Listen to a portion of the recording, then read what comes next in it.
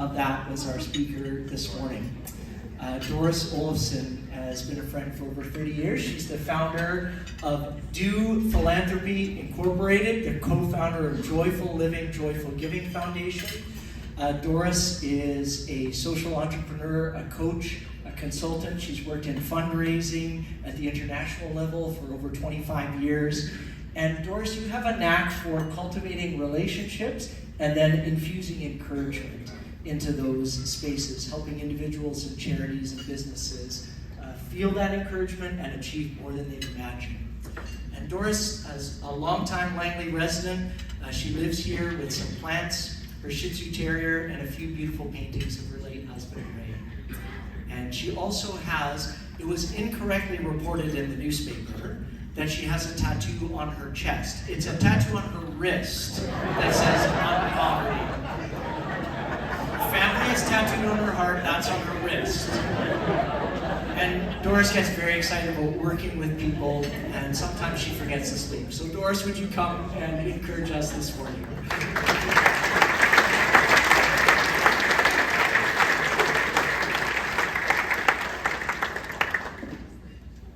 There was a man at an airport, and he wanted to buy a bag of very small donuts and a coffee. So he buys his bag of small donuts and he buys his coffee, and he's looking for somewhere to sit. But all the tables are all taken.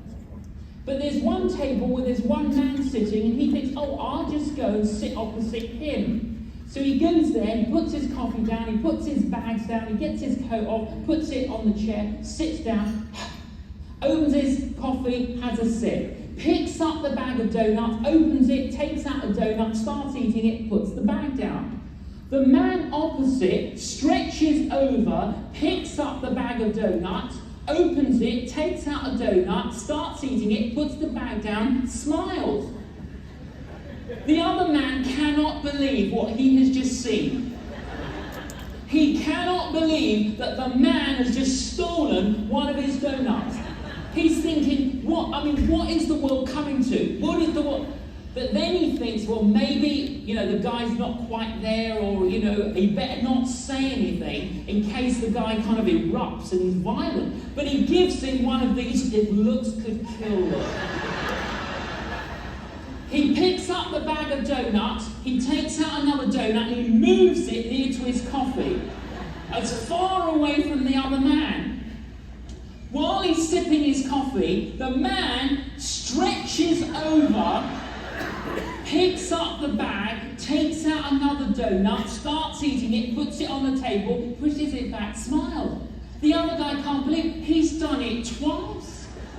He's stolen 2 of my donuts. He's amazed. He can't believe it. He's really angry. But he decides not to say anything. Anyway, the man gets up to leave. So the other man thinks it's about time you left, you donut thief. He put his coat on, he picked up his bag, and he then picked up the bag of donuts. There's one donut inside. He takes it out, he breaks it in half, he puts half in his mouth, puts half on the bag, he moves the bag, he smiles, he waves, off he goes. The other guy thinks, I'm not touching that donut, you donut thief. You're probably full of infection.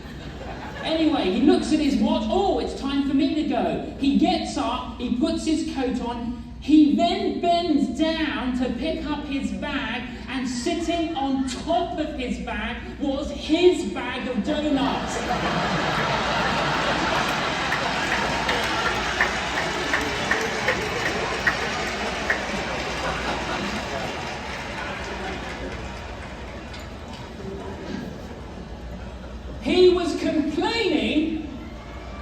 He was complaining that the other man was stealing his donuts, when in fact the other man was sharing his donuts.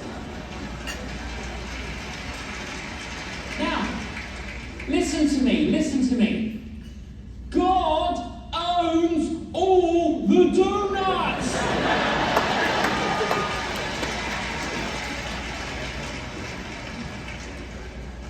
And we're complaining, and God owns all of them. He owns all the donuts. get a bag of donuts. God gives us a bag of donuts every week. Inside there are 10. God says, take one of the 10 and give it to the church that you go to. Okay, that's called tithing. Okay? So, you give a donut to the church that you go to. Right? They're God's donuts, so don't complain. They're all God's donuts. He just says, give one to the church that you're part of. So important, isn't it? Yeah, now you're left with 9, and you need 11. Hey, I need 11, I'll just give them one away. I've only got 9. And what is incredible is, if you need 11 or you need 12, somehow, the 9 becomes 12. Somehow the 9 becomes what you need.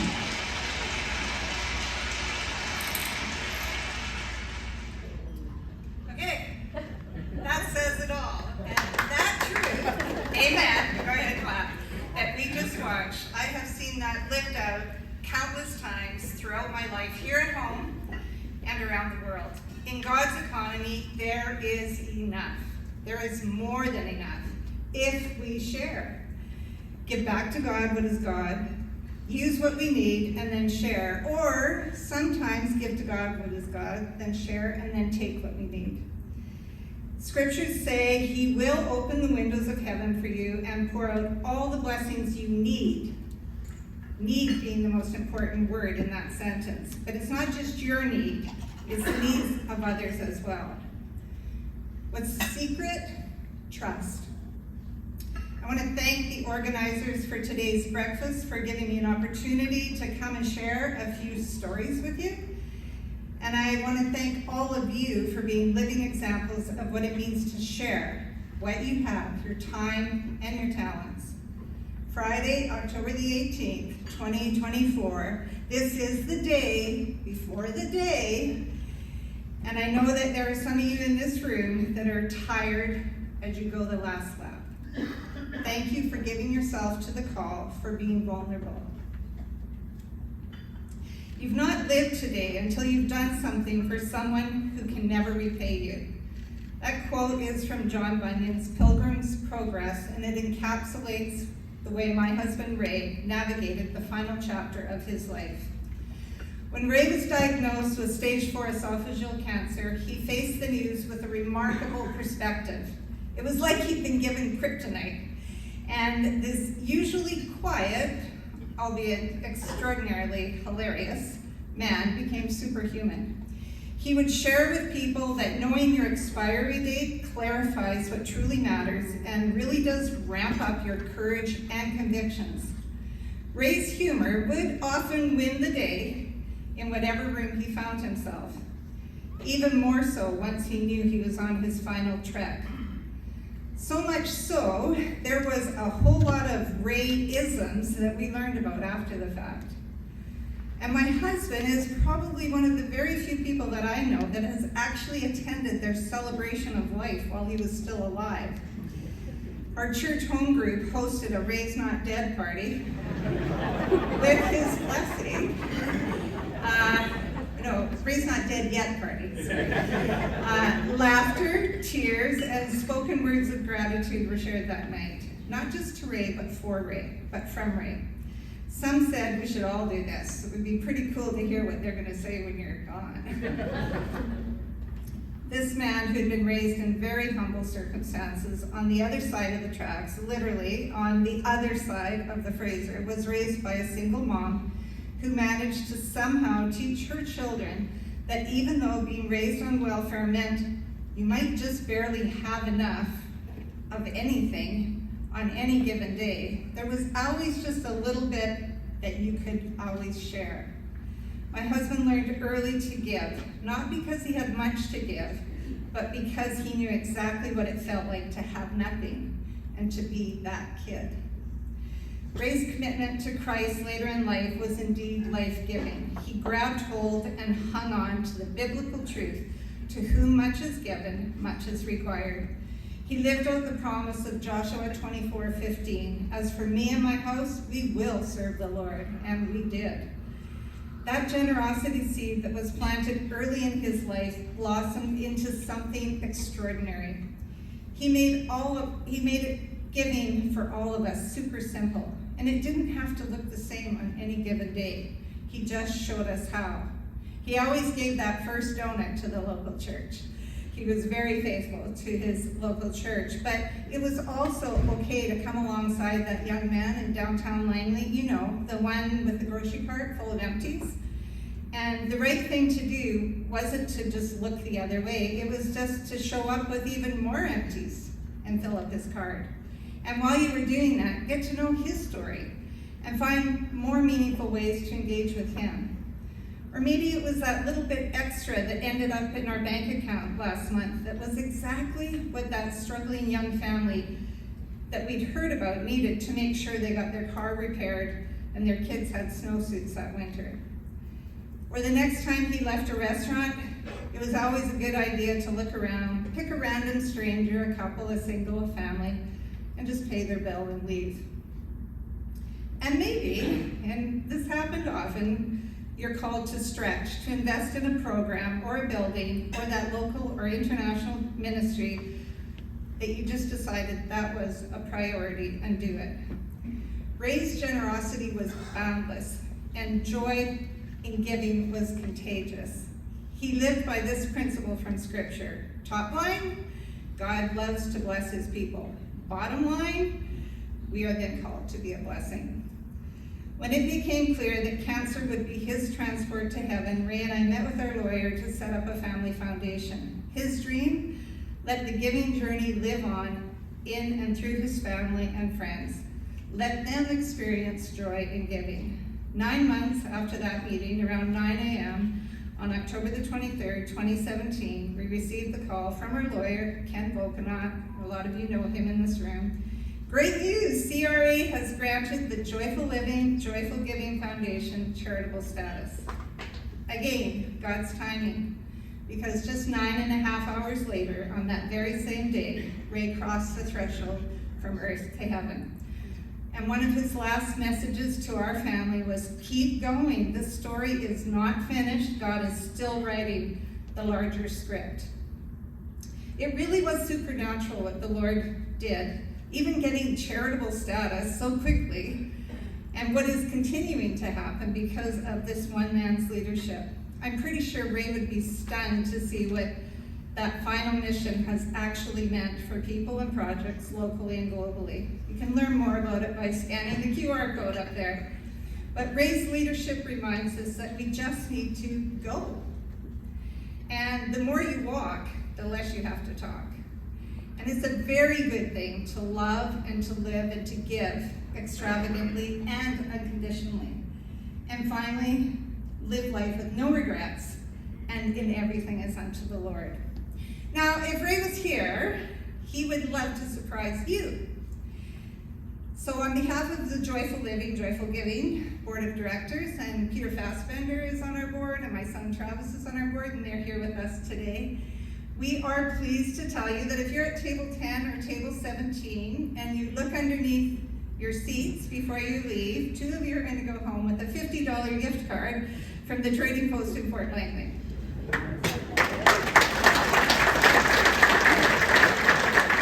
At Ray's celebration of his real celebration of life, we actually put them under every seat. So everybody that was there got a gift card. He was just like that. He would love that. So table 10 and table 17, take a look before you leave. One of you is going home. And why did we choose the Trading Post? Not just because the owners are dear friends, but because the Trading Post understands generosity. Community is at their core. In fact, their community fund embodies this value. They redirect some of the funds from selected menu items right back to local nonprofits. So many businesses in Langley just get it, that doing good is good for business. You know who you are in this room, so thank you. Ray grew up in Haiti, I grew up in Prince George. Ray's father passed away when he was in grade 1. My father abandoned our family when I was 9. We were both raised by single moms who showed us what resilience, sacrifice, commitment, and yes, generosity looks like in real time. I was forced to grow up really fast. At best, both of us had a nominal connection to faith as young people. But one bright spot in my childhood was the community that surrounded my mom. There was that landlord who, for some crazy reason, waived the rent for 6 months so my mom could get herself and her kids somehow established. With 3 kids in tow, the youngest being 2 weeks, and me being 9, her new co-workers at Woodward's became our extended family.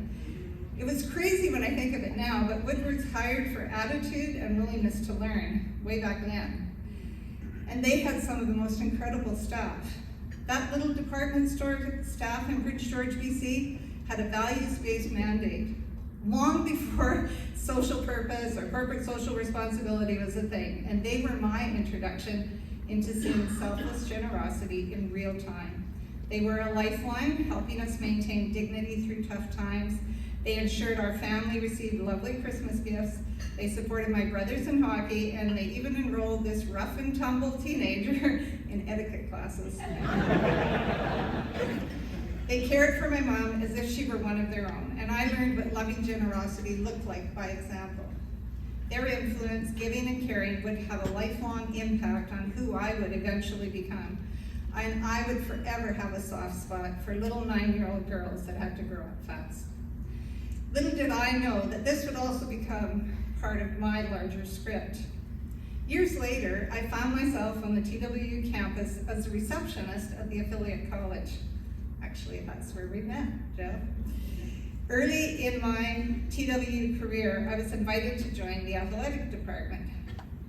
They had a dream team. It was the year TWU athletics was moving into the highest level of collegiate play in Canada, and it was a thrilling moment in the university's history.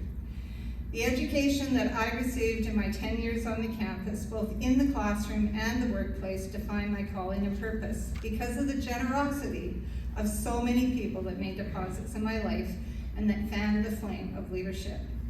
But there was one man who was so incredibly generous, who gave up a significant career as a senior policy analyst and a speechwriter in the Department of Foreign Affairs and International Trade to take on a leadership role at TWU as the VP of Academic Affairs.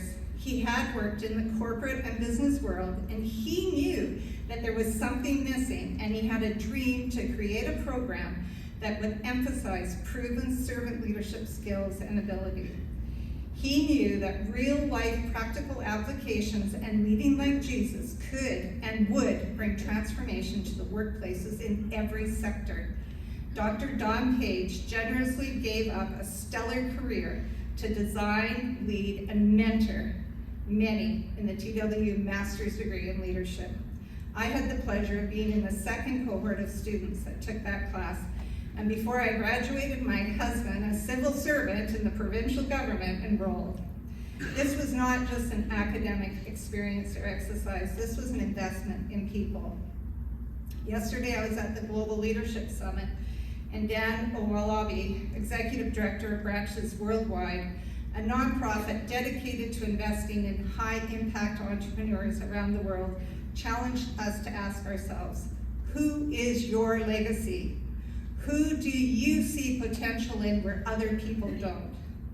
Don Page has invested in hundreds of leaders from every sector of society around the world. That's generosity. Dr. Don Page, we are your legacy. Thank you for seeing our potential. Don Page modeled and generously lived what it means to be, and that leaders lead by serving and serve by leading. And being a lifelong leader means you are a lifelong learner. Generous leaders multiply themselves. They empower others who empower others.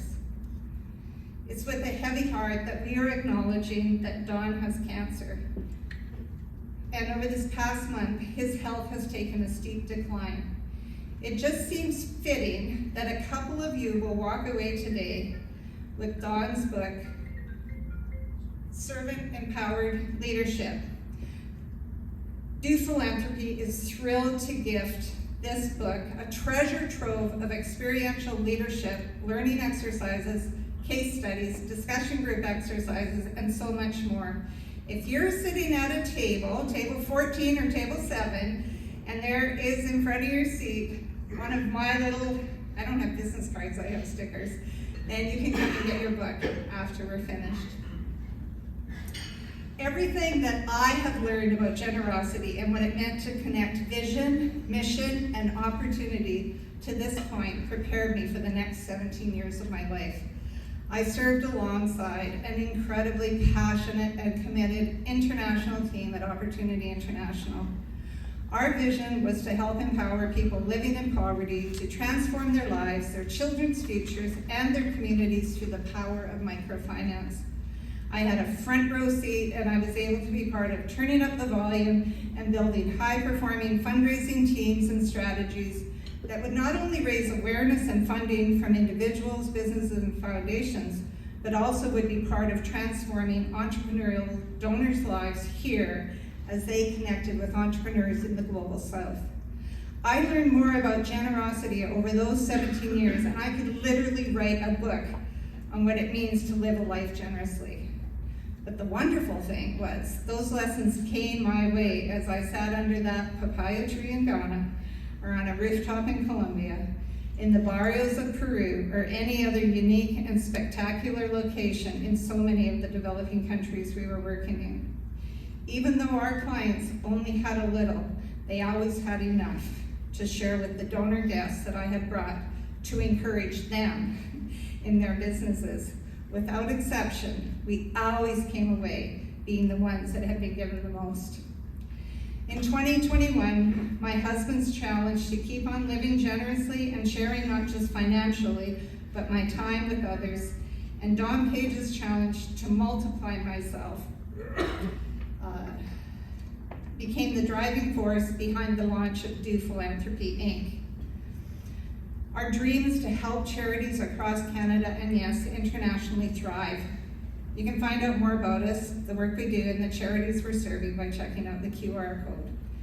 One of those charities that is very close to my heart and is the reason I spend a lot of time right here at the LEC or out on the soccer pitch is the TW Athletic Spartans. I'm on the board of Spartan Foundation, and it's because of stories like the one that I'm going to close with that all of us that are on the board are committed to not just raising money for the Spartan athletes, but multiplying ourselves by being the team behind the team and investing in complete champions. Let me introduce you to one of those champions. So I'm Grayson Hardy. I'm 22 years old, and I'm from Chilliwack, British Columbia. So growing up, things weren't always like super easy. Grew up in a Christian home. When I was around 6, my parents split up, and that really caused a lot of strain on our family. Pretty tough couple of years. And then when I was around 9 years old, my dad passed away in a car accident. Going through your teen years as a young man without that father figure in your life, you're very susceptible to a lot of influences and just stupid decisions. And so for much of my teen years, I did that. That just looked like drinking and just getting involved with substances and just people I shouldn't have been getting involved with. And then it wasn't until October of my grade 12 year that I found out my sister was diagnosed with stage 4 cancer. It really sort of, I'd say, abandoned my faith. It was hard to have trust in God when, you know, I could look back and see all these things that I've been through.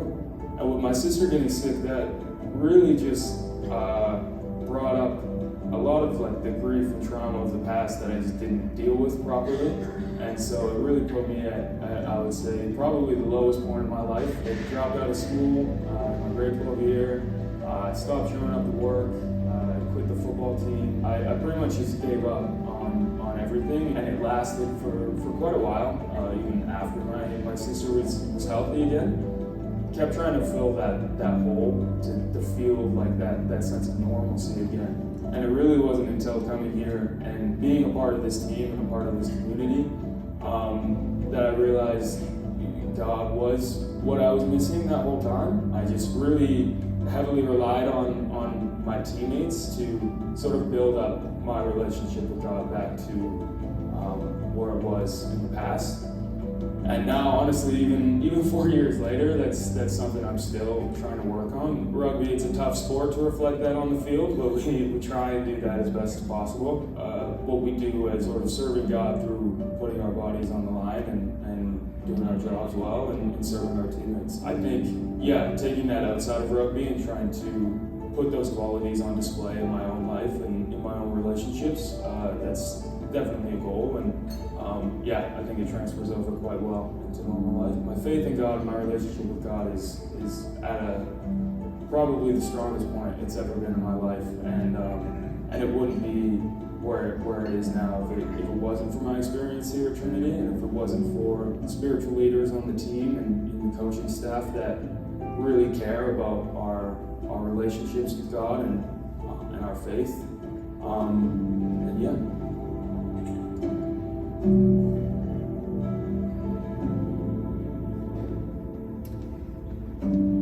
Grayson faced challenge upon challenge from his childhood.